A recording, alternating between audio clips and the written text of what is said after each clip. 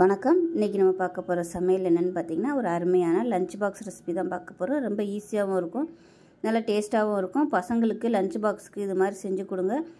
லஞ்சுக்கு ரொம்ப சிம்பிளாக பண்ணணும்னு நினச்சிங்கன்னா இது மாதிரி கூட பண்ணிவிட்டு ஏதாவது ஒரு உருளைக்கிழங்கு வறுவல் கூட சைட் டிஷ்ஷாக வச்சுக்கலாம்.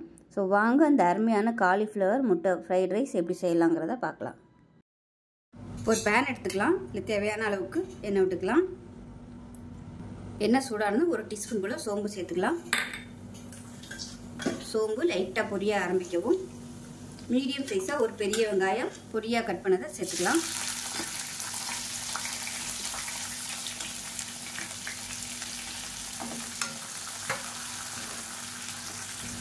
இது கூடவே ஒரு பச்சை மிளகாய் பொடியாக கட் பண்ணதை சேர்த்துக்கலாம்.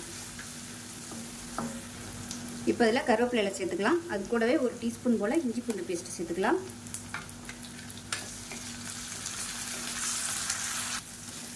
இப்போ இதில் மீடியம் சைஸாக 2 தக்காளி 1-2 அரைச்சி வச்சுருக்கேன், இதை சேர்த்துக்கலாம்.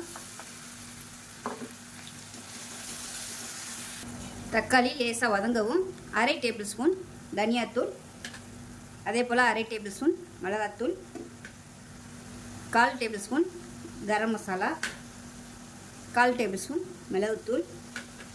இது வந்து ஆப்ஷனல் தான். நான் வந்து மேஜிக் மசாலா சேர்த்துக்கேன். இது சேர்த்திங்கன்னா டேஸ்ட் நல்லாயிருக்கும். இது ஒரு நல்ல வித்தியாசமான ஃப்ளேவரும் கொடுக்கும்.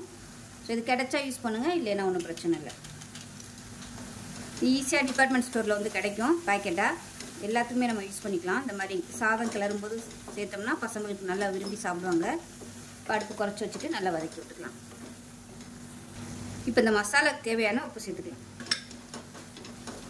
சேர்த்துட்டு நல்லா வதக்கியாச்சு. இப்போ பாருங்கள், லைட்டாக அப்படியே ஓரம்னா எண்ணெய் பிரிய ஆரம்பிக்குது. இந்த ஸ்டேஜில் காலிஃப்ளவர் பார்த்திங்கன்னா மெஷரிங் கப்பில் 1 கப் அளவுக்கு பொடியாக கட் பண்ணி எடுத்து வச்சுருக்கேன். இதை வந்து சுடுதண்ணியில் போட்டு வேக விட்டு எடுத்து வச்சுருக்கேன். இதை சேர்த்துக்கலாம்.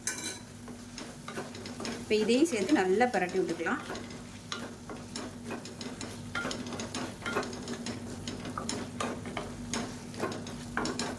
அதை நல்லா கலந்து விட்டாச்சு. இப்போ இதை வந்து மூடி வச்சிடலாம். காலிஃப்ளவர் குக் ஆகட்டும். கொஞ்சம் மீடியமான ஃப்ளேமில் வச்சுக்கோங்க. இப்போ எப்படி இருக்குன்னு பார்க்கலாம். பாருங்கள், காலிஃப்ளவர் வந்து நல்லா சாஃப்டாக குக் ஆகிடுச்சான்னு பார்த்துக்கோங்க. ஒரு வேளை அடி பிடிக்கிற மாதிரி இருந்துச்சுன்னா நீங்கள் லைட்டாக தண்ணி தெளிச்சு விட்டுக்கோங்க. இப்போ எனக்கு வந்து நல்லா வெந்துருச்சு. காலிஃப்ளவர் நல்லா சாஃப்டாகிடுச்சு. இப்போ இது வந்து நல்லா இப்படி ஓரமாக ஒதுக்கி விட்டுட்டு 2 முட்டையை உடச்சி ஊற்றிக்கலாம்.